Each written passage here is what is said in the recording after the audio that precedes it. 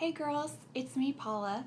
I wanted to share a bit of an email with you that I received from a friend recently. She wrote, I've been giving into a lot of impure thoughts lately, which can easily lead me into further impurity. I know what bondage to sexual sin is like and don't want to go back.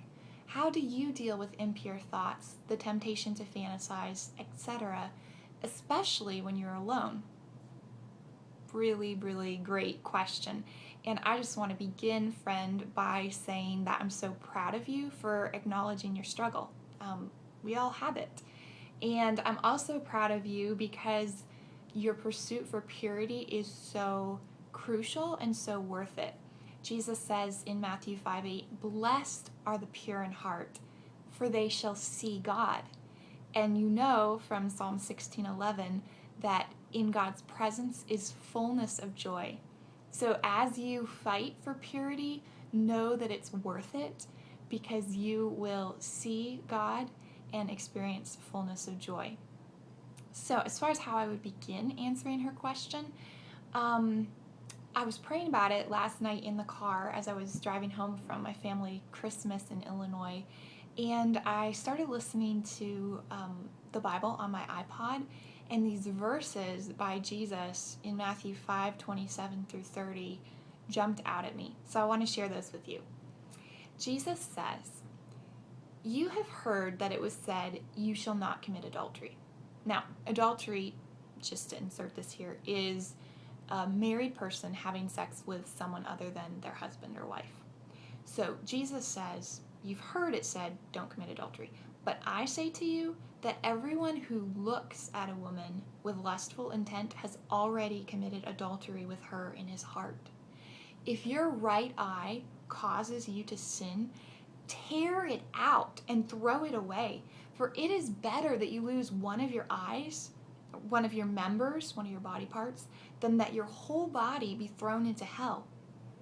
And if your right hand causes you to sin, cut it off and throw it away. For it is better that you lose one of your members than that your whole body go into hell. Whoa. Jesus, that's really, really hardcore.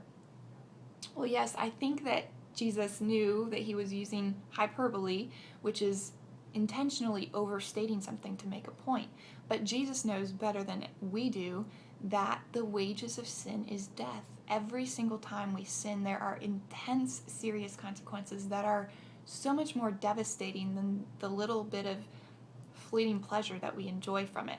So I think that what Jesus is saying here is that even if there is something that is incredibly valuable to you, like your hand or like your eye, if it's causing you to sin, then get hardcore about it and nix it.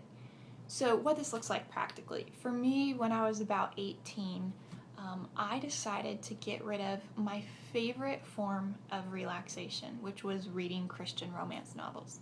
Now, could some people read romance novels and it'd be okay? Probably. For me, I noticed that I would be reading this book and I would be tempted to masturbate, and I would often give in to that temptation. So I finally got wise enough to think, I'll just try removing that temptation and see what happens. And do you know, it worked.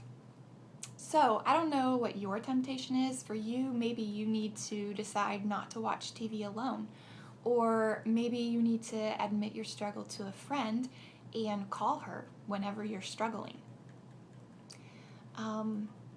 It's interesting to me that I'm not the only one who's been asked this question. The psalmist, back in Psalm 119, asked the same question. He said, "How can a young man keep his way pure?" And his answer? By guarding it according to your word. This book, the Bible, is crucial to your fight for purity. The psalmist goes on saying, "With my whole heart I seek you." He talks about storing up God's word in his heart so that he won't sin against him. He talks about delighting in God's word as in all riches, meditating on it, thinking about it nonstop, fixing his eyes on it, not forgetting it. I don't know if you guys have heard that quote by John Bunyan. He says, "Either this book will keep you from sin, or sin will keep you from this book. Now, if you get rid of tempting situations, if you turn from your sin, and if you turn to God by digging into His Word, are you still going to struggle with tempting thoughts occasionally? Yes, of course. So what do you do in those moments?